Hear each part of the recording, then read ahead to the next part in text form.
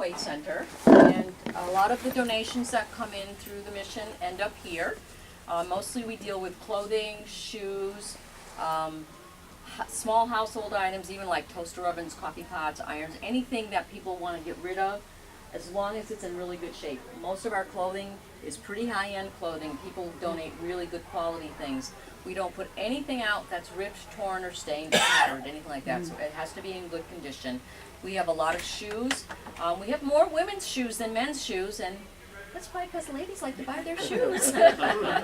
But, and then we have ties.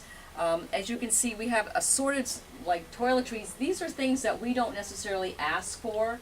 The things that we ask for, maybe Greg has already showed you, like the personal care items that are necessities, toothpaste, soap, things of that nature. And we keep them stocked in here so I don't have to run back and forth, but sometimes I do anyway. So these things are items that we don't ask for, and I'll just put them out and people will grab them as they need them. We also, right now, are still having some winter clothing. So eventually that will go away, but it's still chilly at night, especially for those who are on the streets. So we make sure that we still have an assortment, probably for the next month or so, okay?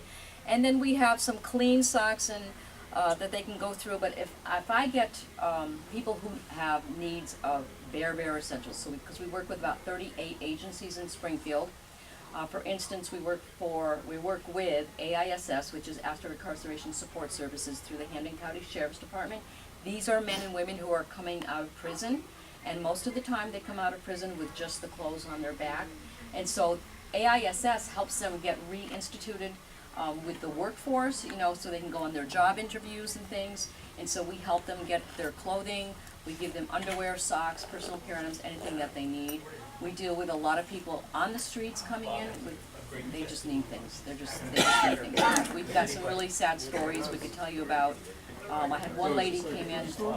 We do things by appointment mostly, so people will call in, and depending on my schedule, I will go ahead and schedule appointments up to 25 a day. Usually not too many more than that, but if we can handle more, we will. And so we bring in maybe 5 or 6 at a time and let them peruse, because it is tight quarters here, but it's very organized. Everything is sized.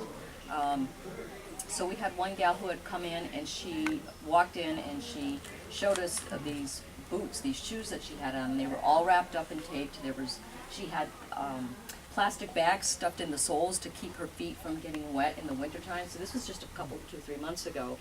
And we got her some shoes and things of that nature. So we work with anybody who is homeless on the streets to people who are low income, going into apartments, people coming into this country. They need items, and then, you know, all of the different organizations that are also helping this community in the area here. So I don't know if I missed anything. Have I missed anything? No, I don't think everything here is free of charge. Yes, free of charge. Free of charge. Yeah, it's donated to us. That's the difference between the Salvation Army or the Goodwill and stuff like that. Everything is given away free. So when you have people that come in here, you say small groups, maybe a few to browse. How is that monitored? How is that Great question. So I keep track of their names. They have to show some type of an ID. It doesn't have to necessarily be a photo ID, because sometimes they don't have that. But I keep track of their names. I jot everything down. I jot what they take even, just so I know, because a lot of times they'll call me 2 weeks later and I need an appointment. Well, everything is entered into